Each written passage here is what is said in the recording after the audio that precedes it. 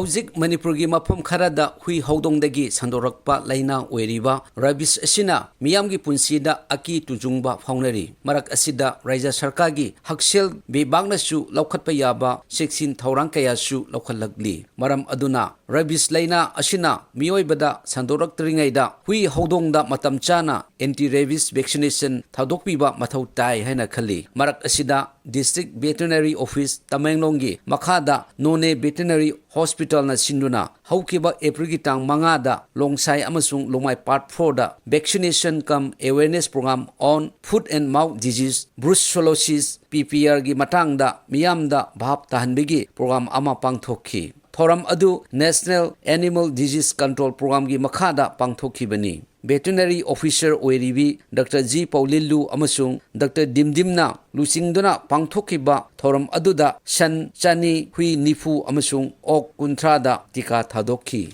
sahi tratruki mamangda matam adugi Manipurgi CM oiramba Sri O Ibubina laktuna jatra hulamba jiri Imphal railway line ase ayamba suruk loisilakle Jila asigi khongsang phawbadi train gari laktuna leire Jila asigi khongsang phawbadi train gari yaurakle khongsang Noney section su 70% loiraba gumani Noney jila gi headquarter ga yamna nakna leiriba Prithvi gi khwaidagi wangba railway pier bridge asisu 90% semba lusilakle Iril Turen gi mathakta khumji amasung nungtek korwangmon khul anigi marakta Sariba 141 meters wangba railway pier bridge ashi semba luisiladi international amasung domestic touristing mafam asida yengba laklani haina miyamna asa chauna leiribani adubu mafam asida railway station amadi goods yard sembidradi miyam amasung lam pithokliba singi thamoida awa pothaba oireidori maram aduna laingakna amasung railways ministry na miyamgi khanbiduna amasung jila asida tourist destination ama ohenbiduna miyamgi punchida economics bible ohenba amasung state ki economics growth lihanbinaba miyamna pamli marak asida longmai Noney bazarga nakna leiriba nungtek krongmonda railway station amasung goods yard sembio haina villages council longmai area amasung atay seso singnasu Manipurgi governor da ayiba sayol pisin kibasu laikhrabani hiram asigi matangda villages council longmai area gi chairman di adaina asumna phundoklakli concern leiriba authority singnamasida miyeng sangiraga mayamgi goods yard station nama asimba passenger station ama sembidadi yaroi habigi pressure asi laibirina villages council namasida kanna thodang lauraga governor da su se mai khabni through DC aduna masi concern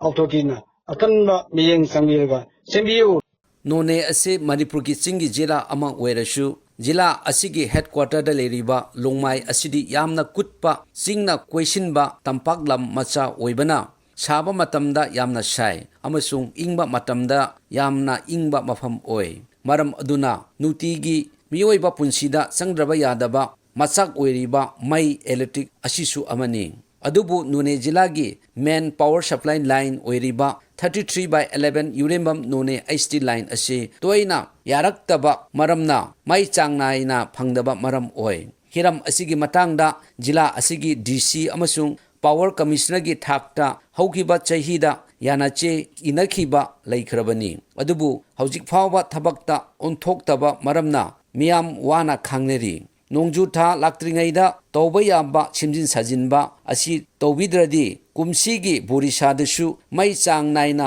phangba ngamloidori hiram asigi matangda villages council dongmai area gi secretary Subhas Kamei na asumna phungdolakli Noney Jorem Pamgi power line se maintain tawbidrabanina irregular oire Noney headquarter da aduna hakum 2024 da monsoon season da yam toina power interruption se leirabanina public mayam ga district administration ki representative ka power commissioner ki level da koi power department ki staff singa koi tanaraga athu matamda yengsinbina ba hana commitment tawjakhibani 2025 ki monsoon lakpa yauna power interruption se amu haure aduna public mayam yam ware athu matamda sarkar na masi yengsinbiyu